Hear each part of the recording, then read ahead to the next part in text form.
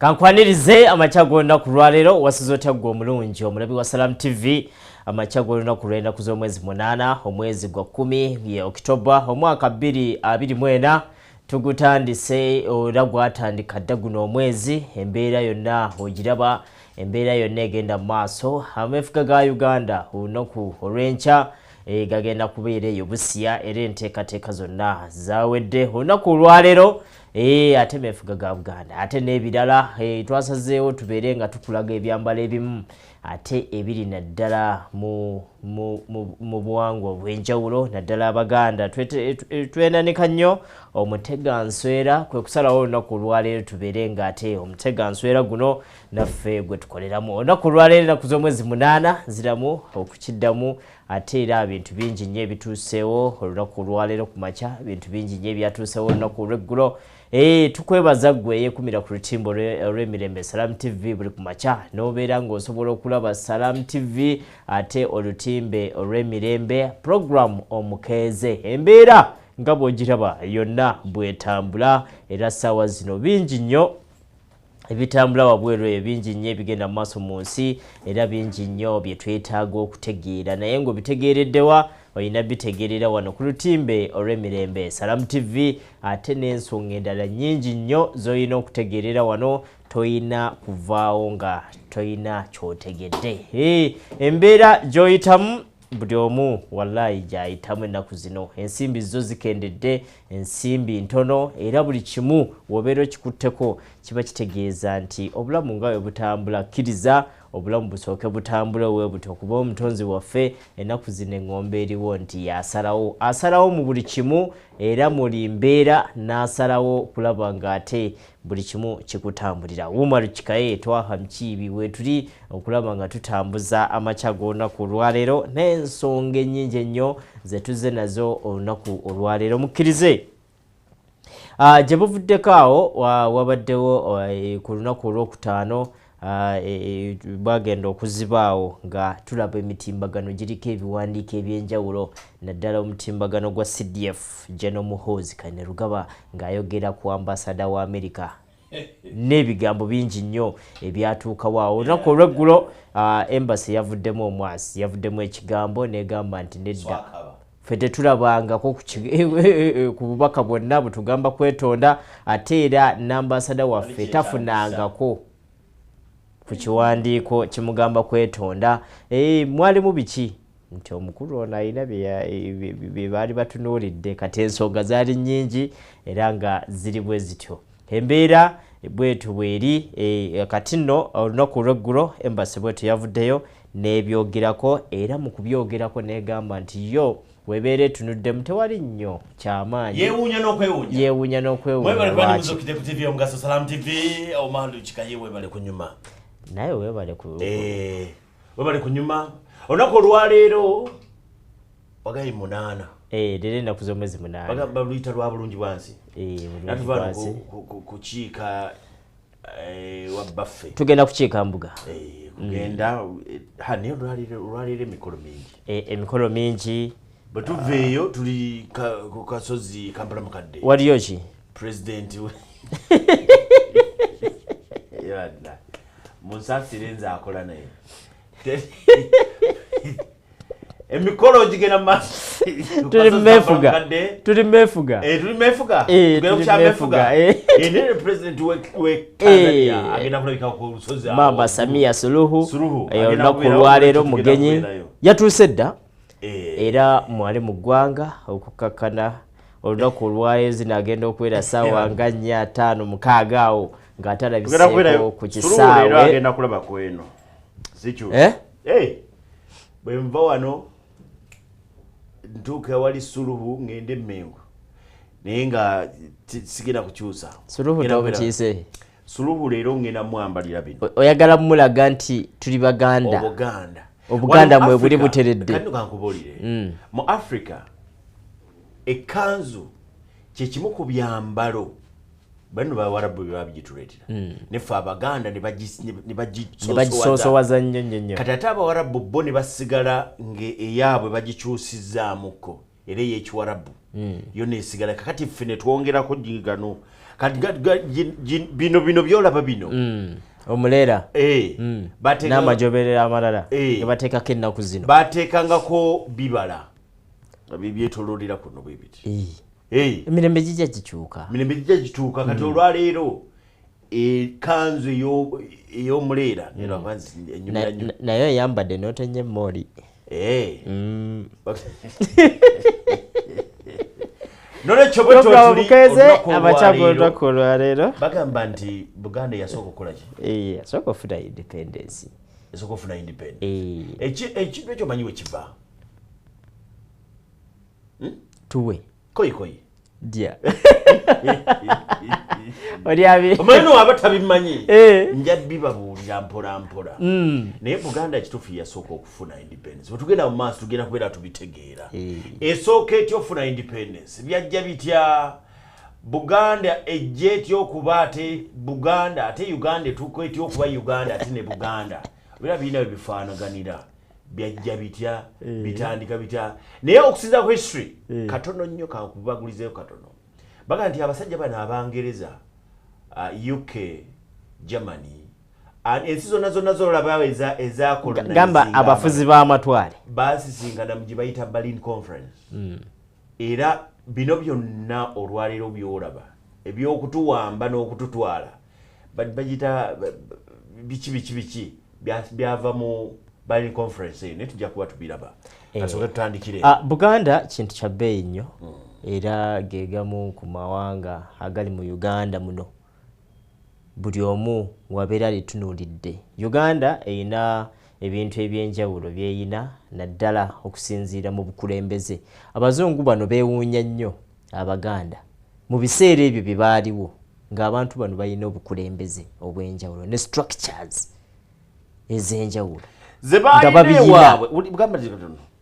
structures zebayina ewaabwe system enkulembera gye bayina ewaabwe bagenda ogisanga eri wano nga eri mu Buganda ebintu ebimu tebyetaaga nakubako nfuufu byabewuunyisa nnyo ekyo kyetaaga kubako bukuba enfuufu babewuunyisa nnyo era ne kati sawa zino obeera otunuddemu Buganda yemu ku institutions ezitambulira mu bukulembeze obw'enjawulo gama yemu ku kingdoms ezisinga okubeera nti z'amaanyi nnyo mu Africa era zeebuuzibwako Buganda erina abakulembeze okubeera ku mutendera ogw'ennono Kabaka abeerayo waggulu n'abamugoberera bonna abatuukiriza ennono eyo ate ne babeera ne administration n'ekulemberwa Katikkiro kati Katikkiro yabeera ne baministers kyembadde nkugamba abakola kyembadde nkugamba Abangereza oba obalaba setup gye bayina ewaabwe bagisanga wano ng'ekola already bamanyi bagikopa ate era ne Uganda yabulako katono nnyo okubanga katono nnyo I'm telling you Uganda gy'olaba yabulako katono nnyo okubeera ng'agikulembera bamuyita prime minister nga waggulu eriyo Kabaka kyogereko era mu kusooka gye byatandikira bwe byali kuba system gye basanga wano ng'emala bumazi ng'etambula nga yo yeemala era bo bwe bajja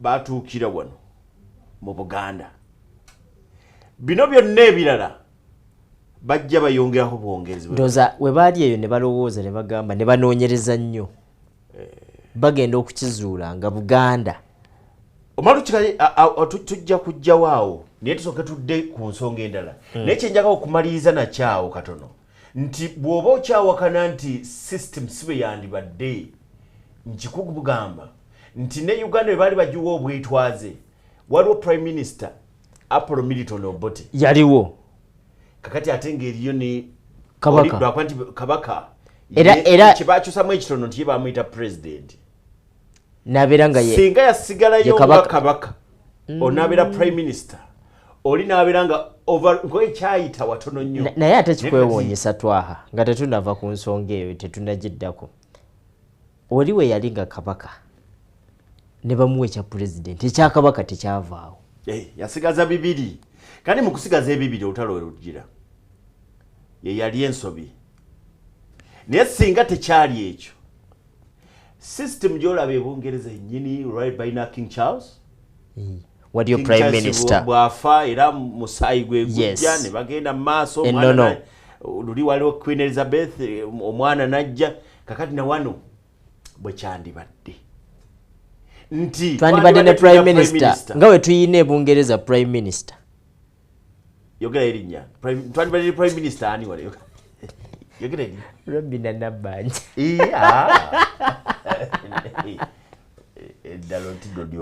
Program mukeze abachago olunaku lwayo tubaliriza mwasize mutya olunaku lw'eggulo naye kati njagala otunuulire Gashumba waliwo omwana wa Tamale Miro katono nnyo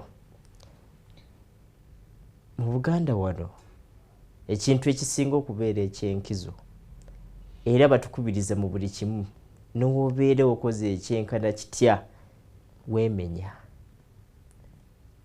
tekiri mu Buganda wokka buli tokitwala mu Buganda engunjufu Abaganda mwaga nnyo okuwamba buli kimu nyimukiwamba nkoko ezituwoomera bugenda okujja nti Abaganda newogenda nkoko nganda ogenze ggulu mu nkoko nganda please oli Busoga nti nkoko nganda kale ekyokwetonda kya mu bugunjufu okuvaayo okwemenya ne weetonda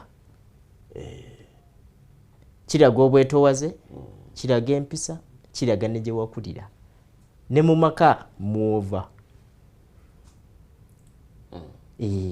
naye ate tekiraga mpisa nnyo kubanga ensobi ziwa zikoze oyina empisa buli muntu ayinza okukola ensobi nga tamanyi ez'abatamanyi naye oli akola ensobi nga tamanyi waliwo akola ensobi ng'akimanyi nti kino kyenkola kibi naye ng'ayina ensonga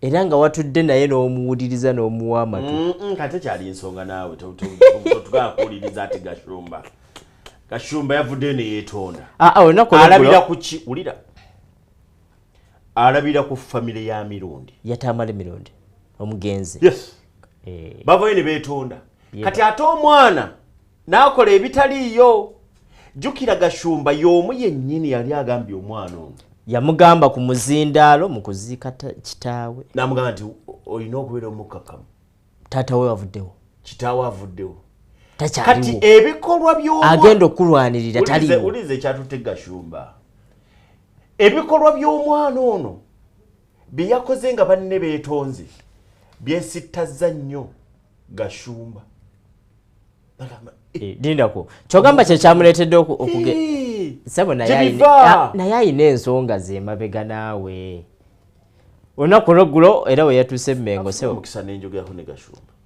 wafunye mukisa lwaki tetumunonya ate kati bw'amala okwetonda lwaki mba sigenda kwogera naye lwaki tetumunoonyaako gamba nti tumubeere naye ddi wano naye sooka otunuulira olabe byabaddeko Mmengo.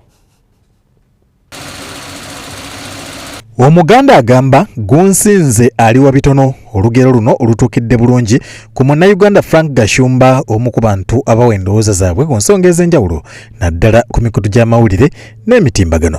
Gashumba ono akedde mu mbuga ey'Obwakabaka bwa Buganda e Bulange Mmengo okwetondera Katikkiro Charles Peter Mayiga olw'ebigambo by'azze ayogera nga bivoola Katikkiro Mayiga ng'omuntu n'asaba okuzzaawo obwasseruganda n'enkolagana. Wabadde wayise emyaka okuva Gashumba lwe yasembayo okwambalira Katikkiro era yakozesa mukutu ogwa Facebook wabula agamba nti ebigambo bye yayogera tebyakosa Katikkiro yekka nga kino akirabira ku bantu ab'enjawulo abaamutuukirira ku ssimu ne mu buntu nga baagala abimenyewo. Nga nkusaba enkolagana gye twayina egende mu maaso n'ebigambo bye twakosa nga si birungi olumu kitulinnya n'otuna n'ogamba vidiyo eno yali nze oba yali muntu muki yali muntu mulala. Tuli mu nsi stressinga nnyo naye abantu abali civilized bw'okula olaba nti eno I think yali nsobi era ndowooza abantu abagunjufu be balaba nti akoze ensobi n'akola ki neyeetonda kyekindeese wano sebonnako olubadde okwatula ekimuli ku mmeeme Katikkiro Charles Peter Mayiga n'ayatula nti amusonyiye. Katikkiro agamba nti okwetonda kikolwa kya buntu wabula n'alabula Gashumba obutaddamu kuvuma bantu balala. Okwetonda nkukkiriza era n'enkolagana eddewo naye n'abalala tobavuma. Katikkiro era wadde amagezi abantu abakozesa emikutu egy'enjawulo naddala emitimbagano nti bakozese bwino ayinza okubeeyimirira ku nsonga ze baba bakubaganyako ebirowoozo. Yogera bwogezi wa bwino yeetaagisa bw'ojjayo bwino akweyimirira. Gashumba ategeezezza nti okumenyawo enkolagana ye ng'omuntu ne Katikkiro abadde yeeryazaamaanya yekka. Tewali kitundu mu Uganda kyabudaabuda Abanyarwanda nga Buganda tekiriiyo. Era mu historia ya Uganda, Buganda kye kifo kyokka Abanyarwanda mwe bataayina refugee camps. Ebitundu byonna ebirala Tooro, Ankole waliyo refugee camps z'Abanyarwanda. Era bajjajjaffe batugamba nti bajjajjaffe bangi baafiira mu Lake Mbulaawo olwokubanga kabaka yaliwo then Wankole yali abagamba badde e Rwanda. Kabaka wa Buganda yaliwo n'abagamba amubaleke bakontinuinge bajje mu buki mu Buganda. Oluvannyuma basikanganya mu mikono ng'akabonero akongera okwoleka Obwasseruganda. Omuze gw'okuvuma abantu ku mikutu gye mugatta bantu gukyasenya ensangi zino nga bangi bavumagana awatali yadde okuswala oba okuswalira ababalinako akakwate n'Oluganda. Walugembe Josephat, Salma Namwanje. Kabonero ka bugunjufu. Nze nga nasiimye nnyo Okuvaayo okwemenya ne weetonda. Naye Walugembe alina kyayogeddemu agaye nti omuze gw'okuvuma.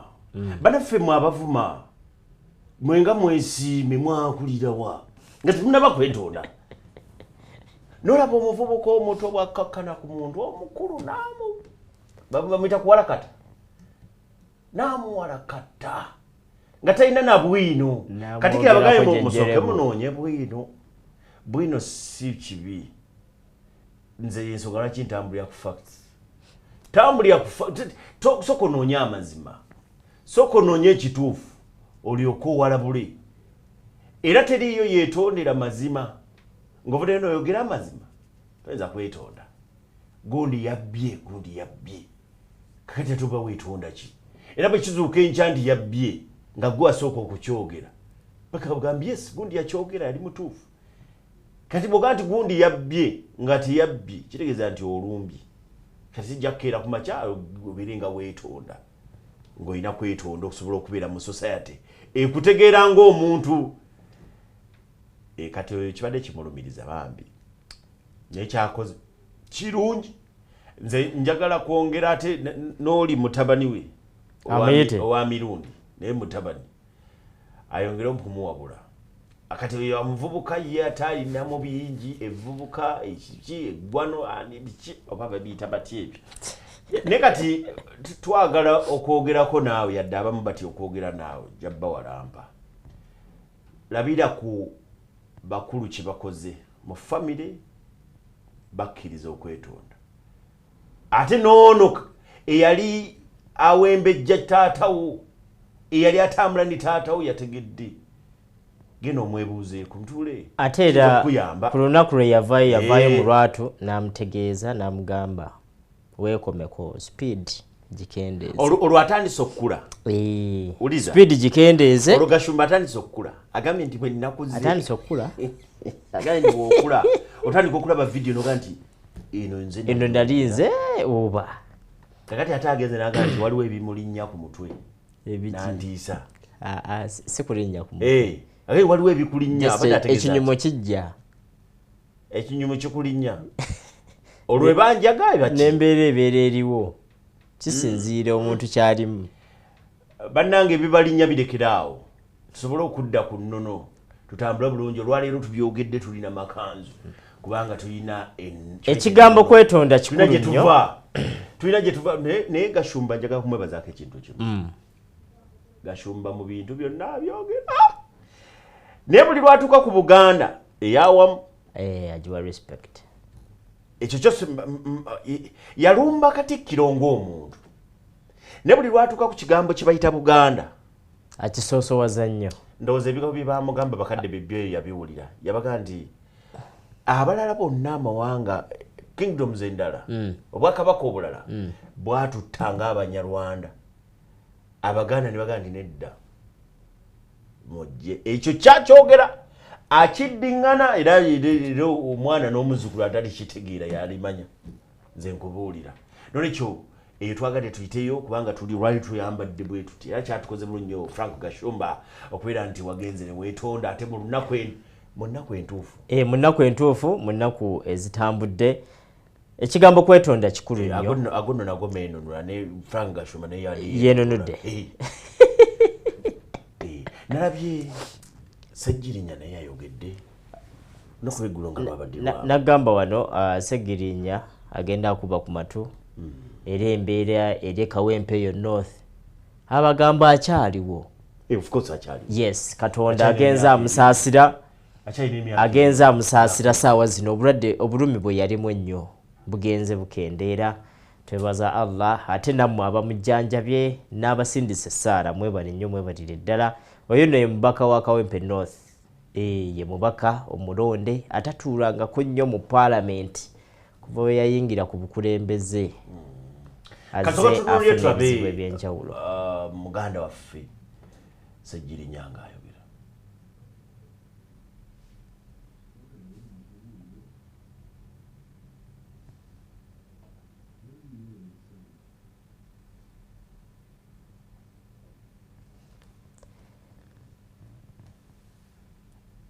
webityo ebyuma byekwatamu naye alhamdulillah naye ab'Ekawempe tubeebaza olw'okuvaayo abalambudde Ssegirinya saawa zino bakkiriza abantu okgenda omulambulamu akatonotono abasobola okgendayo musobola okgendayo mpolampola naye era si bangi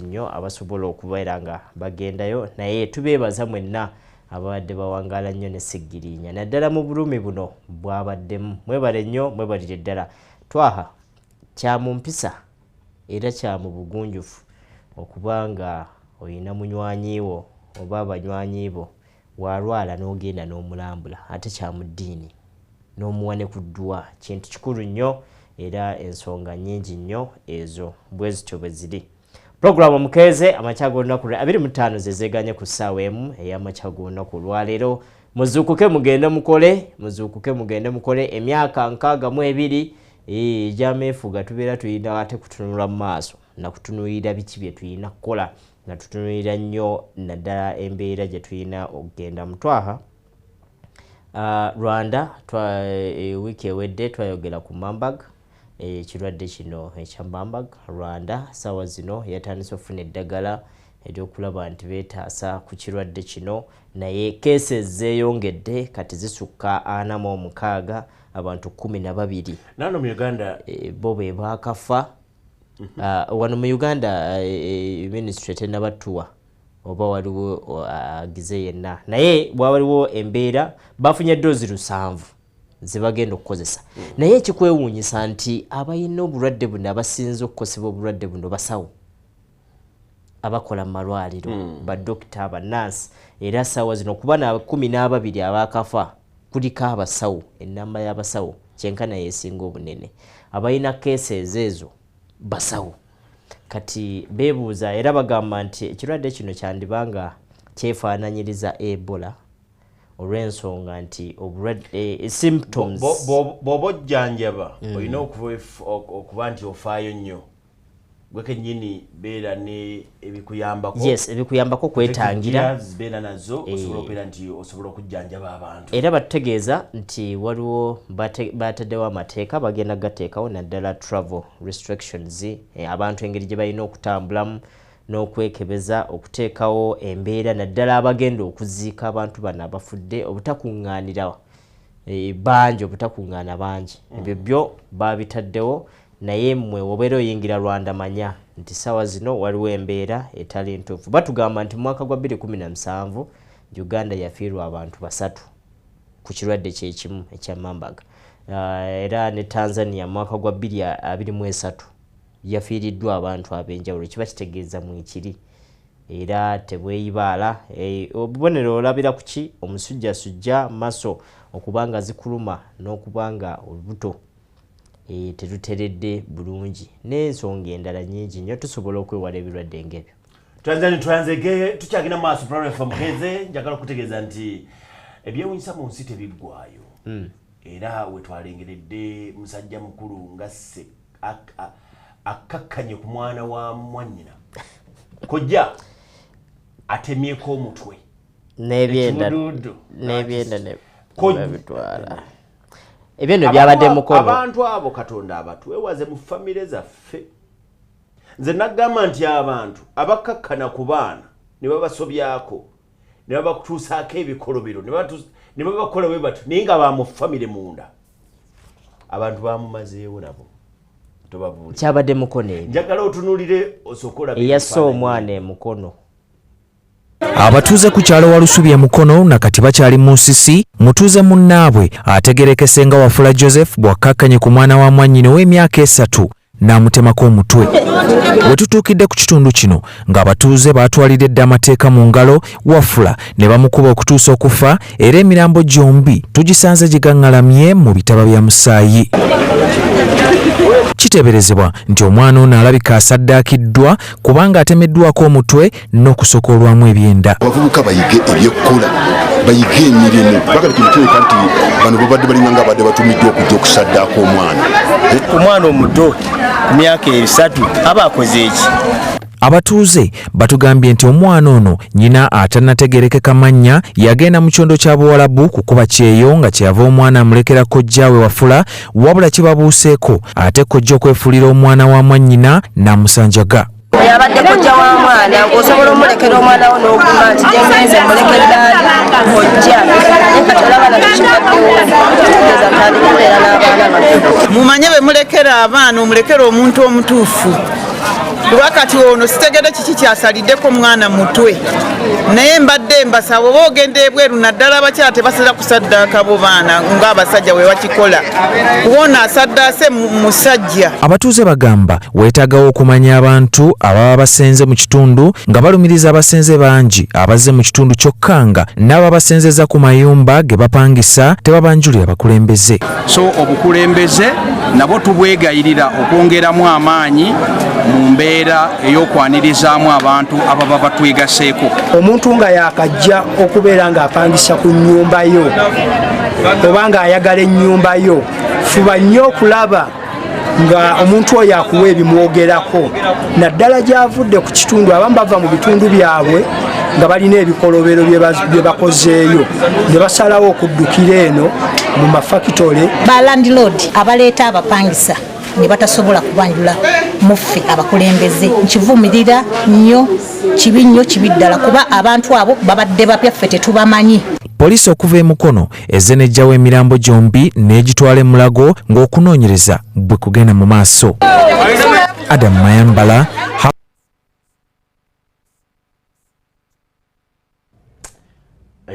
bwebityo bibiri bw'otunuulira emitima ng'egyo gye tulina okulwana okulaba nti gifuluma ku society mwe tuwangaalira.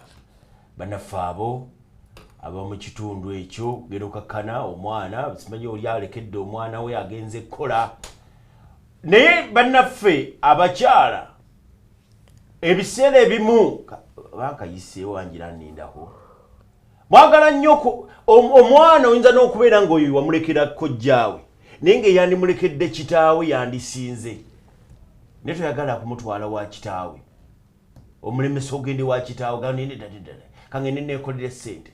Omusajja ayinza okudyemu okulabirira omwana mu kiseera ekitono ne wayita emyaka 2 ng'asobola mumuwe kati simanyi nti oba ddala kitaawe kakati wamulekera kojja laba kojja kyakoze. Olusi byakwegendeza abakyala tebaagala nnyo bw'abeera n'omwana agamba nti mwana wange naye ennaku zino abakyala balwana nnyo okujja omwana ku kitaawe n'ayagala abeere. Yes alwana naye waliyo n'abasajja abatalina buvunaanyizibwa n'abasajja abasuula obuvunaanyizibwa bwabwe. Kati ono ye omusajja atalina buvunaanyizibwa kati wesanga kitaawe teyandimukoze kino osanga mama w'omwana ono yali agenda ate kitaawe yagamba engeri ono gyali nti wa musaayi gwange kamuwa omwana ono abeere naye ate omwana si wa musaayi gwe nnyo kati kojja eriyo w'omusaayi gwe nnyo bw'ogenda ku ky'omusaayi eriyo w'omusaayi gwe nnyo okusinga ebintu mu bitegeere abakyala soko comparing gandi tufumitirize nnyo omwana ono kati kano kankayiseewo omwana ono mulemedde mbadde naye kati emyaka ena kitaawe yali yagaana omuweerera naye kakati ngenda kukola gye ngenda okukola ngenda kunoonya ssente zinja sobola okumulabirira nti ye lwaki mu kiseera kino nga ngenda tetwogera ne kitaawe ne mumuddiza oba mutwale wa jjajjaawe kakati bo kye bakola akwata omwana ono n'amulekera jjajjaawe n'asigala nga amubonyabonya wabonyabonya nnyoko ate n'omwana omukutte omuwadde nnyoko ebintu ebyo nze sibyagala abaana batawaanya abaana basumbuwa ennaku zino ekimanyi mu myaka abaana temukyabasitula kubatwala wa bajjajjaabwe ekyo nakyo weekiri kati ennaku zino omanyi ate ababasitula ne babaweerayo dda ate nabo bakola nsobi omwana mutwaleyo alabe ku jjajjaawe bwakula ng'asobola omuweereza mutwaleyo holiday yonna abeereyo amuweereze naye ate abalala azaala bw'atwala eri nnyina wabonyabonya nnyoko ate ne maama w'omubonyebonya ebyo sibyagalira ddala nze mwattu nze bimpisa bubi nze njagala nnyo omwana asobola okulabirira maama wange ne mutwalayo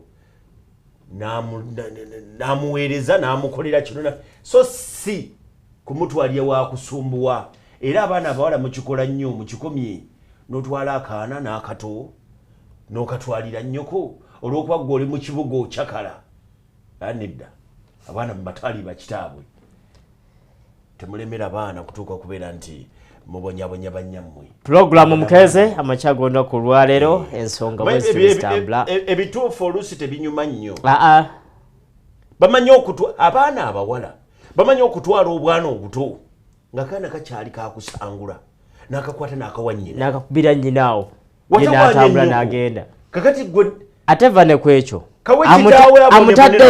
amutaddeyo naye taweereza na buyambi bw'abeera twaha mukiibi bw'abeera umalukikayi yakuzaala mwaka kamuweereze kamuwe oba agenda ku TV agende nakatawaane nako lwaki yakazaala oba ajja nakola nakatuuza wano oba agenda kukola agende nako yakazaala lwaki yakazaala mukomye okukwata abaana abo nga bakyali mu kakoze katya kayonoonye engoye kakoze katya obuwadde nange kankyukeko nyoko naye muwe ku baana abategeereka basobola omuweereza twaha n'ekirala n'abavubuka naddala b'obulenzi abasitula abaana baabwe ne babatwala ewa bannyaabwe ne babatwala eri bajjajja baabwe ne babataweereza buyambi gye bali tebaweereza buyambi otutteyo omwana toweereza maama wo buyambi oyagala abeerewo atya ate akasente kakola akasente mukazi wattu talina wadde n'ekikulu olwaye twagenze ddala mu Buganda twagende ddala mu abaana ab'obulenzi mulekeraawo butabeera na buvunaanyizibwa situla omwana mutwala ewa jjajjaawe naye buli wiiki yongerako ssente muwe ssente oganya zimuwangwa talina mwana wo tutteyo omwana era tozimuwa jjajja n'atuuka n'okusomesa omwana naye mwe balenzi kivubuka gwoli mu kibuga otagala naye nammwe muliibwa pulogulaamu omukeze amakya g'olunaku olwaleero sebo ndowooza nga tugenda okuwummulamu leero wanyumye nanyumye naye nina akantu kenjagala okugjayo wano abantu bakategeerera ddala lwaki Buganda yankizo nnyo mu ggwanga erya Uganda era lwaki baga nti Buganda yafuna independence nga Uganda tennabafuna bibawe ennyongerezeeko awo nabadde kugamba nti mu 1884 waliwo olukiiko olwali luyitibwa Berlin Conference nga lwatula ennaku z'omwezi 15 1884 olukiiko luno olwatuula e Berlin kibuga kya Germany bagamba nti bwe baatuula ensi zino wammanga zaategeeragana okuli United Kingdom okuli France okuli Germany okuli Portugal okuli Belgium bakkiriziganya okugabana Africa obufiififi era mu kugabana obufiififi bagamba nti twaha mukiibi ogenda kutwala wa nti nze wali wengeno twala omwalo kikayo yagala wa wano wenjagala we wali ekijiji era bamala okugabana ne batandika okuyingira mu Africa ne bagigabana kumpi ebitundu 9 ku buli 100 yonna nga bagigabana bagamba nti omwaka gwali 1888 wakati wa 1888 ne 1894 we bayingirira ku okutuuka wano e Buganda era Buganda wano we bagiwambira ne bagitwala wabula ebintu byonna bwe byali bitambula baga nti we byali bitambula mpola mpola omwaka gwa 1894 Buganda ne bagifuula protectorate protectorate kitegeeza nti bo befuula nti nkuyita kwefuula kubanga oli agaaga nti akuprotectinga akuwa obuyinza naye abeera tabukuwadde okiwulira kati emyaka egyagenda tambula mpola mpola mu 1900 Buganda ne bagiwa autonomous power tugambe nti baali bagiwaddenga gye bawa obwetwaze baali bagiwaddenga independence naye nga teyeefuga kumalayo wabula wano we batandikira okubeera nti bagaziwa ne batandika okwongera ku Buganda ebitundu ebirala ne bagaziya okiwulira kati wano Buganda bwe yali esigadde nesobola okubeera nti kabaka waayo asobola okugamba nti wali wange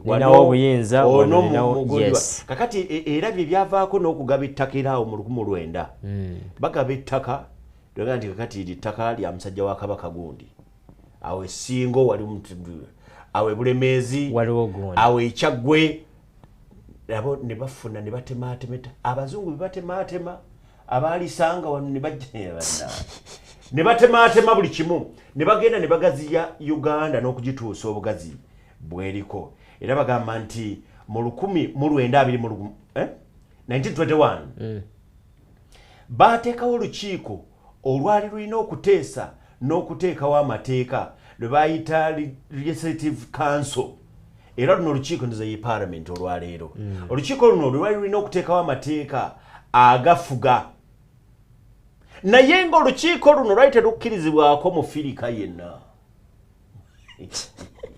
tewali yali alukiikamu nga mufirika byajja bikyuka mpola mpola era otuuka mu 1958 ne bata ne bagamba nti mukyasobola okuteekawo ebibiina by'obufuzi n'okutandika okubeera nti mwekuŋŋaanya DP wetandikira n'abalala DP etandika UPC n'etandika era bagamba nti mu 1961 bateekawo okulonda okwasookera ddala mu Uganda akalulu ako DP n'ekawangula naye Buganda teyabyetabaamu kubanga waliwo enkola yali tekkiririzaamu mu 62 baddamu ne bategeka okulonda okwo Buganda kwe yakkiriza awo tusemberedde okufuna independence Buganda bwe yakkiriza n'ekola omukago ne UPC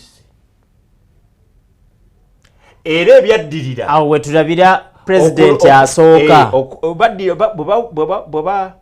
bwe bawangula okulonda okwo UPC bwe wangula okulonda okwo ne baddira prime minister kiri kye nagambye nti Milton Obote Bungereza system yayo awangula akalulu era abeera prime minister UPC wano yakawangula kati omukulembeze wa UPC yali Milton Obote yamuwa prime minister kakati yali akoze omukago ne Buganda doga nti agwe beera president n'abeera president ate n'asigala nga Sir Edward Mutesa owokubiri n'afuuka president yasookera ddala ng'amyukibwa Kyabazinga wa Busoga ebiseera ebyo Sir William Nadope yali William Nadope yali vice president yali vice president yali set up eyo yali set up kakati bali abasajja abo bajja eri baggukira mu Buganda mbikugambye ekyabaleeta mu Buganda kankuzeeyo katono nnyo 1300 AD Buganda yayina kabaka kato kintu mu 3 ebintu bya Buganda ebyo mbikwebuuzaako yayina kabaka nga waali era nga n'obukulembeze butambula yani kato kintu kale uli amannya ago nate munabaamu mu kibi olinawo omulabyeko ombuulirako mu kibi talinamu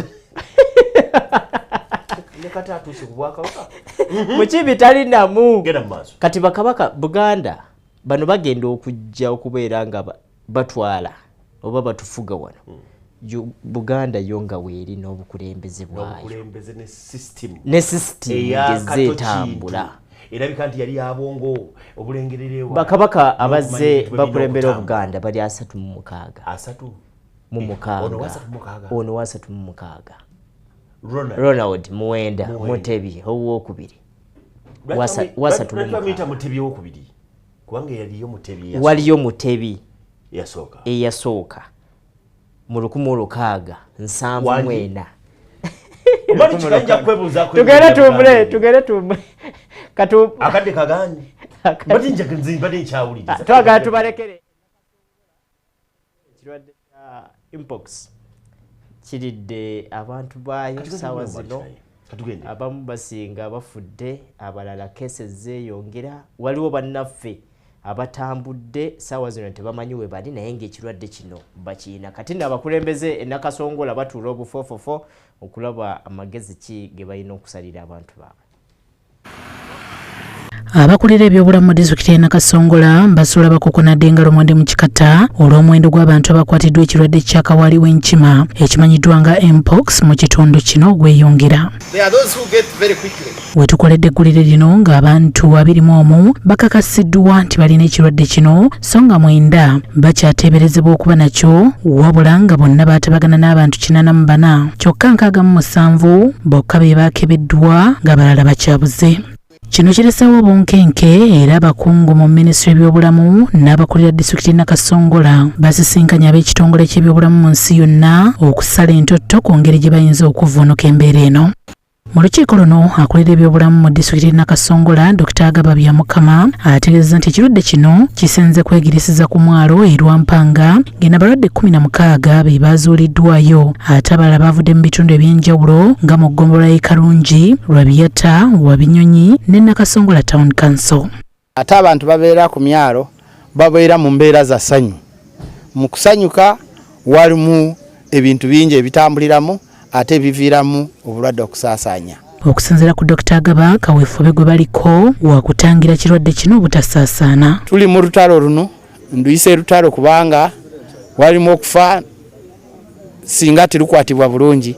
Wabula bano bakyasomoozebwa ebbula ly'ebikozesebwa ng'eddagala ebyokulya by'abalwadde n'abasawo ensimbi eziyambako okubunyisa amawulire agakwata ku kirwadde kino n'ebirala. Nga bw'okitegedde nti kino kyagudde bugwi kyekango bajeti sirina bajeti eryawo. Abakulembeze n'abakugu balabudde ab'e Nakasongola okwegendereza era bagoberera amateeka agalambikiddwa mu minisitule y'ebyobulamu baziyize okusaasaana kw'ekirwadde kino.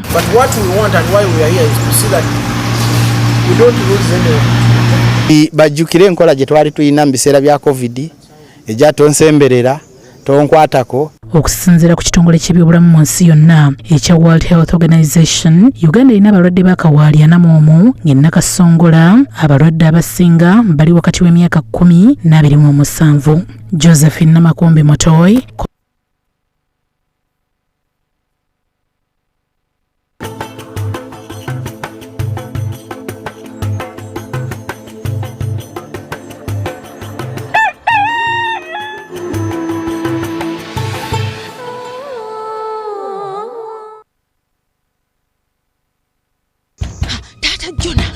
Landi road era wona atukedde ya konkona. Hey.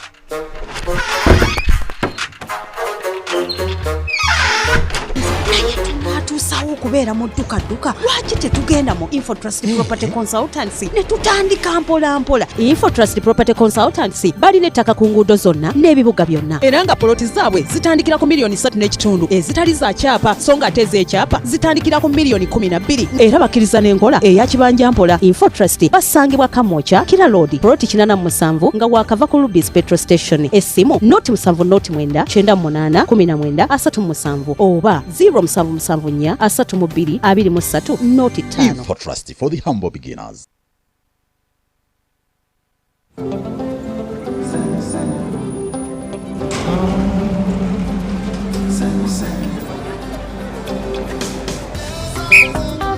My friend, just enter.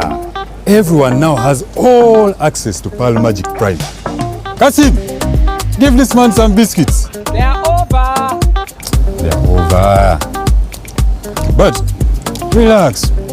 Here is where you get to enjoy all the premium local entertainment. You see these people here?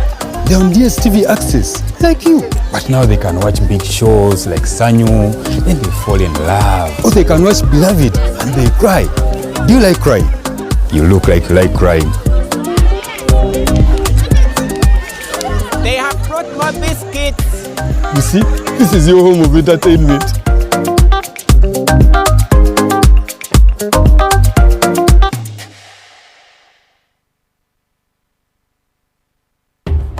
Uganda, the heart of Africa, where tradition thrives alongside strength and perseverance. A country that cherishes every taste of life. We adore our food and we live for the festivities. For 62 years, we have transformed challenges into victories, unified by a shared vision. Join us in reflecting on Uganda's remarkable 62-year journey of independence. Tune in for extensive coverage and special programs on all our platforms. Partner with us to celebrate Uganda's story. For more information, call 0200 330 222. UG at 62.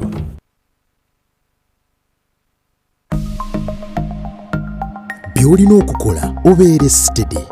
Kebera ku akaunti yo eya bank omanyi oba nga waliwo abaggyeko ssente zo sinakindi okukikozesa okugula ebitali bibyo. Bwekengera ekintu kyonna tegeeza banka yo mu bwangu ddala. In partnership with Uganda Communications Commission, Equity Bank, Momo, United Media, MTN, and NBS. Where does it come from? That thing that makes us Ugandan. Some say it's in our history, in our culture, and in our hearts, in our warm smiles and vast miles of coffee. It's in our inherent pursuit to always be better, to never stop growing and glowing. We are a nation of sweat and skills, a nation of ideas and inventions. But what truly makes us Ugandan is our quest to invest in agribusiness, manufacturing, tourism, infrastructure, health, and education to improve the quality of life of Ugandans. That's what makes us Uganda Development Bank. Uganda Development Bank, inspiring development. One by one makes a bando. United Media is your gateway to a countrywide radio station. With a coalition of more than 120 radio stations, 15 TV channels, 20 online publications, you can cover every region and community with convenience and no hassle. Guaranteed impact with consolidated communication and localized engagement. Whether it's an MDA, development partner, FMCG, or regular advertiser, United Media is a truly one-stop shop for your communication needs. United Media. Together, we will shape the future. I wake up full of life. Through every dream, you're a form, I feel alive. Sleeping takes you places. It's the beauty of the morning. I rise like the sun. You're a form, does it better. You're a form, sleep better. The quality of your sleep can make or break your day. Recharging a Neuroform mattress and wake up recharged every morning. Euroform. Sleep better.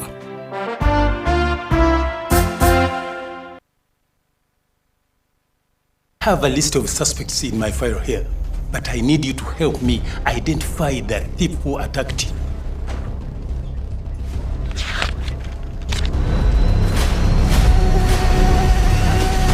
This cat thief again. Malaria is a thief. Don't let it rob you and your loved ones. Prevent it by sleeping under a mosquito net. Clear bushes and all stagnant water around you. If you notice any symptoms, go to a health center near you to test and treat, and ensure to complete your full dose to avoid severe malaria, which could lead to death. This message is brought to you by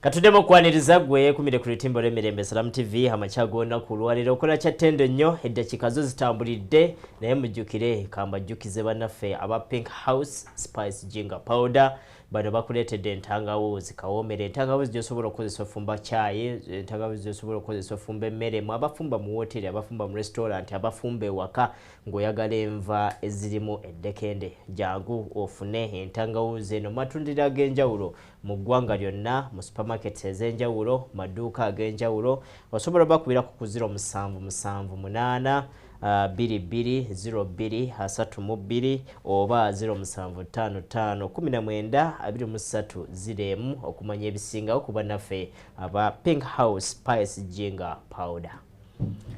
0758 kakwate esimu emu sobola okugenda mukummulamu olunaku olwaleero njagala esimu ng'eŋŋamba bugambi twahonyiridde nnyo twahonyumye njagala simu eyo twagenze nkugamba nti twahonyumye mutege yasooka yaliwo bayise Mutemanswera Omuteganswera kati neera waliwo Muteganswera akunyumidde kyenjagala kati Semakookiro yaliwoko nga naye kabaka Tebandeke yaliwoko nga kabaka Suno tewali Suno wokubiri mu 1900 mu 1832 mu 1932 paka 3 mbuli amanyago oyina kaani nani Suno wokubiri Semakookiro Ndawula owulira waloseka Ndawula bamuyita omulangira waliwo Katerega katono nnyo sebo nze siri wakuvuga speed soko mpe Semakookiro yaliwo yali mwaka ki wali wakati lero gwe tufuna chance tuga nti Semakookiro yali wa mwaka kyoli akabanga kayitiridde munafali kusimu kakwati esimu emu nsobola okubeera tubawa munafali kusimu Salamu alaykum wa rahmatullahi wa barakatuh. Wa alaykum salam wa rahmatullahi wa barakatuh. Anti odaba kunyamba. Bali yabuwenda lukolongo banange munyumye ate kati tugambe ki. Ekibida kyenjagala. Banange munyumye byaddala munyumye. Awo newo tusibula. Musibenga munyumye bwe mutyo. Kiki kyoyinza okwogera ku lunaku lwe bayita olw'ameefuga kwe twaluyingidde? Akatonyonyodde emikolo gye giri nange kanonyeko we naragoba ngende ku Supreme. Nange nsiye gomesi yange ngende Mungu yanaamanya gyanantwala. Supreme kadi yazze wano nga ndabako erinnya. Eyinza okuba nga tewafunye saagala bagambe nti ate twayabadde ampisi. Ate bannaye kaakati olwonkole. Naye engeri gy'oli omukyala guli mukolo gw'abakyala oguli ku bakirizibwa okuyingira. Abakyala muyina we mugenda okutuula osobola okgenda ng'obudde bukyali oyinza ofuna akakisa n'oyingira. Genda olabe ku mukyala President ow'eggwanga erya Tanzania. Rahmatullahi wa barakatuh. Amin. Alaykum salaam wa rahmatullahi wa barakatuh. Agenze kwetegeka agenda kutegeka. Naye akadde kakyaliyo kakwate mulala ayinza okujja ku besimu tusobole okubeera nti tuwayamu katono independence obaga independence gw'ogirabawo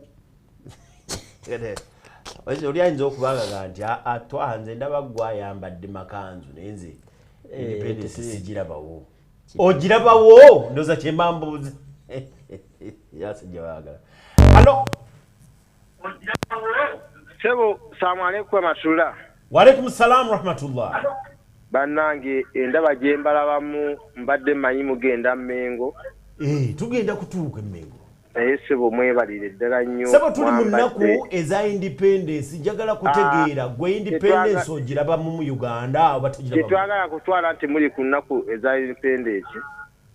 Mu Uganda bw'oba olaba ekibuzo kimbuuzizza naye teriiwo olw'ensonga nti bw'olaba n'ettaka lye batemeratemera nti no tuliwadde obwakabaka tukyalikaanya nti kabaka atalina kyapa bw'otulengera n'ebigenda mu maaso olwabyo bye tuliko tewali kuwangana bitiibwa tewali muntu atya munne byonna olaba obufuzi bwe twalina obwaffe obw'ennono abantu bamala okubuyisaamu amaaso nze kati nzira ku musajja waffe oyo jo ayeetonze kituufu yakoze bulungi nnyo okwetonda naye ndowooza abantu bandibawadde nga ebibonerezo gunootava buvyeyi neŋŋamba nti ŋŋenda kukunkuma twaka mu kiibi nveeyo muswazeswaze nzinveeyo ŋŋambe nti ŋŋenda kwetonda okyaba kubanga abasajja abo bazanyidde nnyo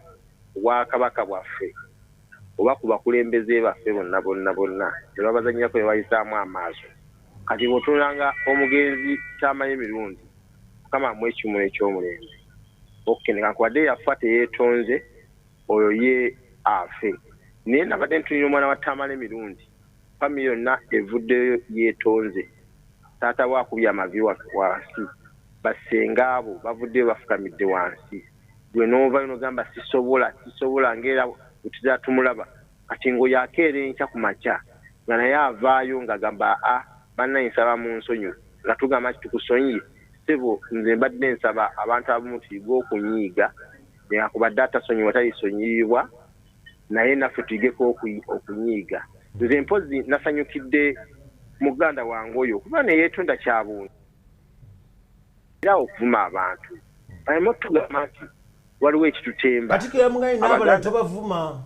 abaganda tugamba nti asirise teyejjusa okyaba tubavuma naye tubavuma nnyo abantu gwe n'ovaayo nogamba kugamba abamu tubamanyi nti baba bavuma kuyitawo kufuna gye bafunye abamu babagula kyo kitwaye nti abamu babagula nze twaka mu kibisobola kudda wano nze nekakubaye bagamba tukuba nnyo amasimu twogera nnyo ku bukulembeze naye tuba tetuwaana bukulembeze ate ffe abakuba amasimu ffe tuteekateeka eggwanga oli n'amanya ensobi n'abalala ne bawulira nti kirufu gundi yakola bubi naye singa mujjawo ne muteekawo omulamwa netakuba ssimu etagamba kuguni twaka mu kibi oli mubi okyaba etojja kumanya bubiibo okyaba naye ffe abakuba amasimu twaganya eggwanga ng'omaliriza juba Serwaji ng'omaliriza bigambo ki by'oyinza okwogera mu maaso ga mutabani wa Tamale Mirundi oyo Junior mutabani wa Tamale bigambo ki by'oyinza okwogera mu maaso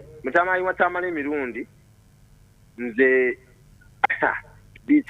tesana kuyita ku mpewo kubanga famire kati kyeyitamu yekimanyi okyaba taata we yatugamba omukyalo yamujja nakunankanya ku ndongo wetugambe kyeyo we yasinga we yagamba siba bulungi nkusiibudde terujabiza ku mpewo teyanziza mwabala kwanza mukerera ku tugende tuwumulemu ku katono bwe tukomawo tugenda kweyongera kutegeera ebyafaayo emyaka 62 byonna paka sawa 3 Wetu tugenda okuva ate tugende ku Supreme Council tuanirize President wa Tanzania tuvaawo tugende ne Mengo Mutega Nsowera